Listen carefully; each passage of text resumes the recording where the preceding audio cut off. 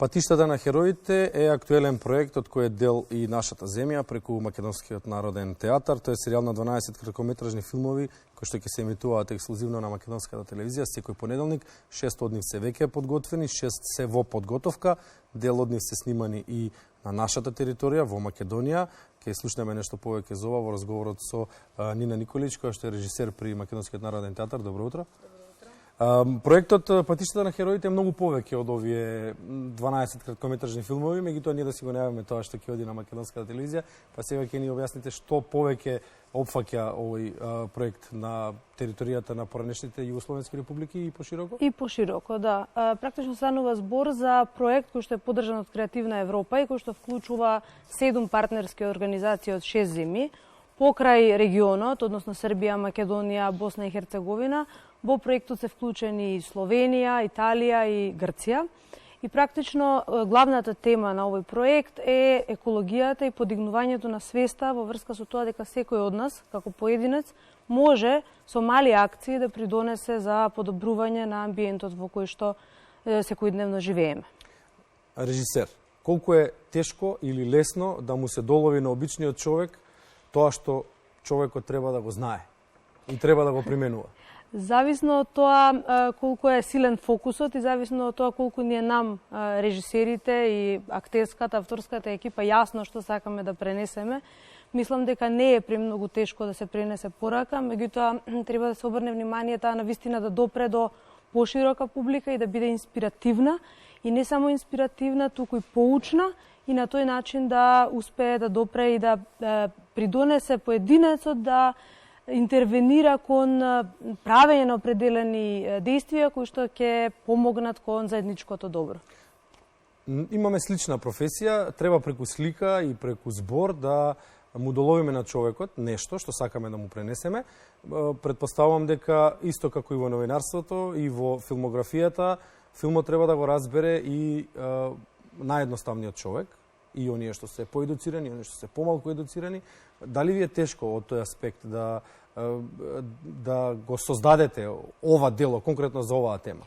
Да, конкретно овие филмови не се во моја режија, туку се во режија на мојата колешка Ана Константиновиќ, која што го представува организацијата Ехо Анимато од Белград. Меѓутоа сум доста упатена во процесот на создавање на овие филмови.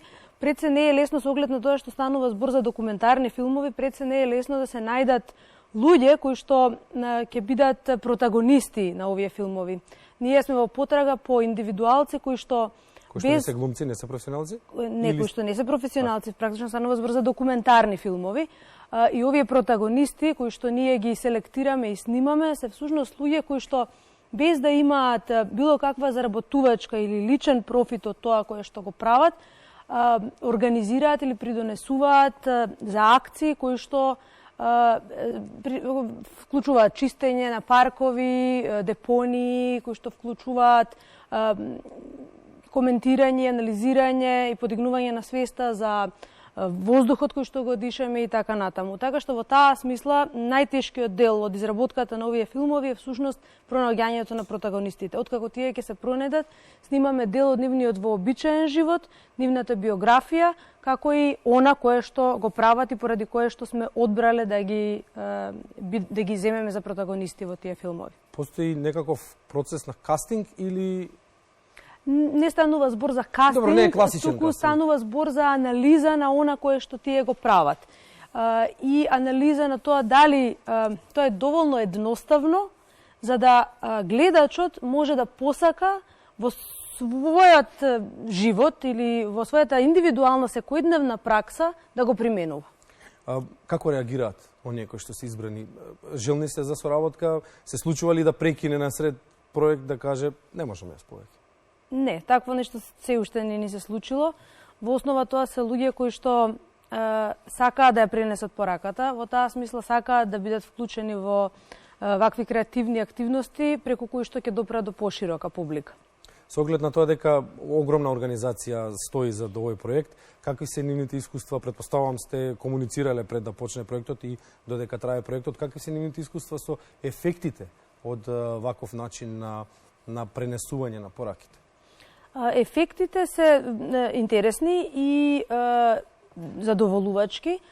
особено влијание имаме кај помладата популација, кај помладите луѓе кои што навистина го препознаваат она што сакаме да го пренесеме како порака и декларативно кажуваат дека ќе се обидат или се обидуваат веќе во индивидуалната пракса да го применуваат. За нас е тоа исклучително важно. Се разбира, организацијата е на снимањата, како и и реализацијата на целиот проект е прилично комплексна. Меѓутоа, со оглед на тоа што сега за сега добро ни оди, ги реализираме сите активности, ги реализираме на начин на кој што очекувавме. Мислам дека тешкотиите се забораваат и остануваат ефектите и креативните дела кои што се нешто што публиката може да го погледне и да биде инспиративно. Вашата и нашата работа се некако, нема да кажам неценети, туку ќе кажам подценети, затоа што обичната публика мисли да, тоа е некој филм од 1, 2, 3 или 5 минути, снимене за тука некаде, за некое кратко време, прикажан и слично. Колку време е потребно да му доловиме еве на гледачот? Колку време е потребно? Кои се стандардите за еден документарен филм од 5 минути да може да се изведе? Па тука се вклучени повеќе делови, пред се изнаоѓање нели на така наречените протагонисти кои што се снимаат, потоа изработка на сценарио на основа на тоа што тие го кажуваат, бидејќи станува збор за документарни филмови, потоа следи процес на снимање.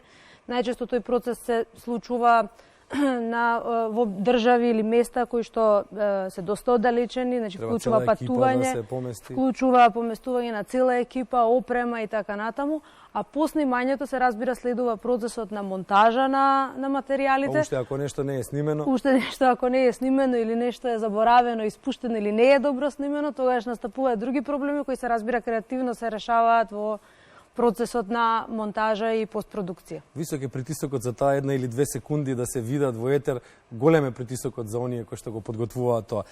Народен непријател, тоа е конкретно причината поради за ова ваше гостување, поради која што сте тука. Народен непријател, представата на која Нина Николич е режисер. Што се случува во оваа представа? И како таа е во контекст на овој проект? Представата Народен непријател е дел од овој проект и е главна активност на Македонскиот народен театар.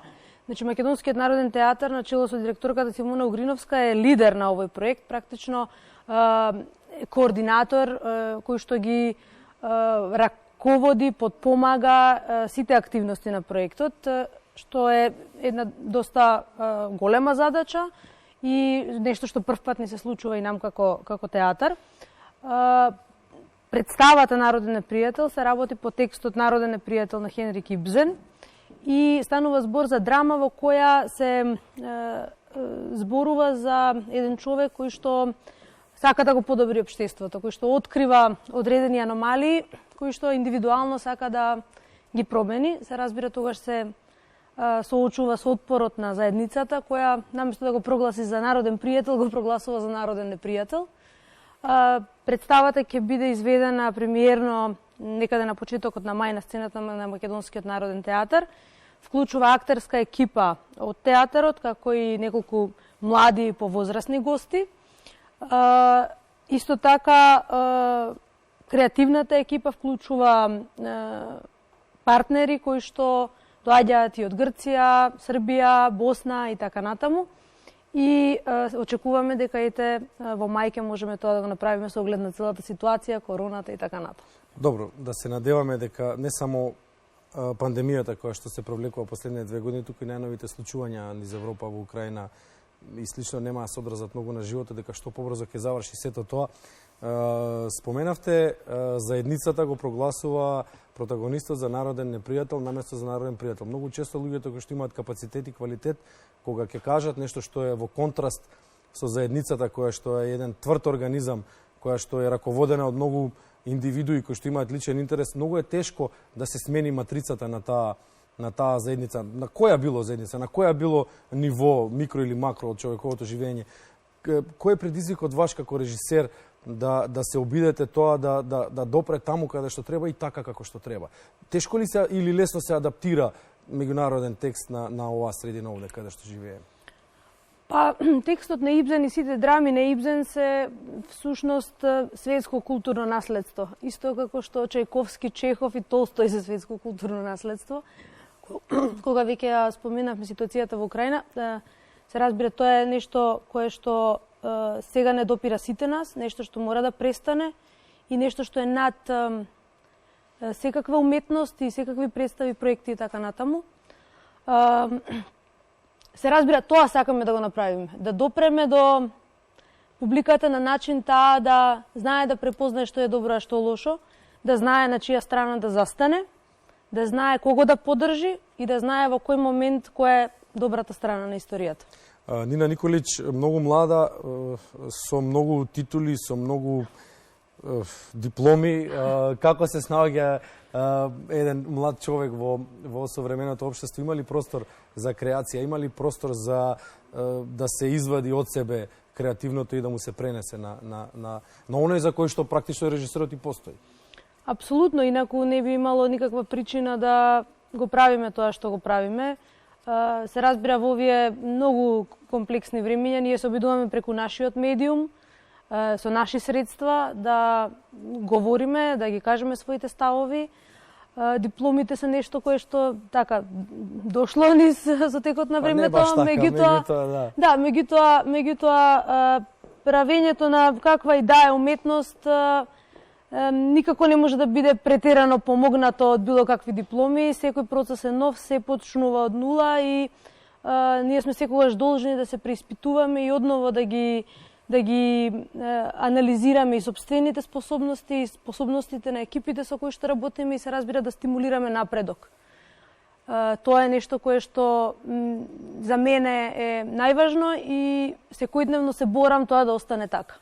Споменавте претходно во текот на разговорот дека особено кај помладата популација овој проект очекувате да има ефект. Тоа е најверојатно поради достапноста, затоа што е мрежен проект, оди онлайн.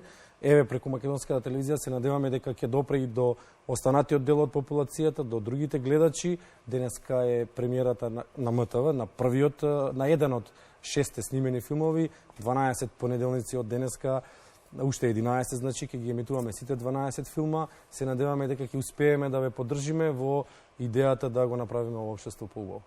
Ви благодарам на поддршката. Сметам дека навистина покажувањето на филмовите на медиум како што е вашата телевизија би можело да го прошири неговото влијание, односно импакт, и да не остане само на помладата популација која знае доволно добро да се снаоѓа на социјалните мрежи, туку и на оние кои што не ги користат тие медиуми. Мене ми е особено драго што Македонскиот народен театар и Македонската телевизија комуницираат и соработуваат затоа што сме национални институции и би требало заедно да создадеме простор за подобро утре. Уште еднаш, Нина Николич, благодариме за гостувањето.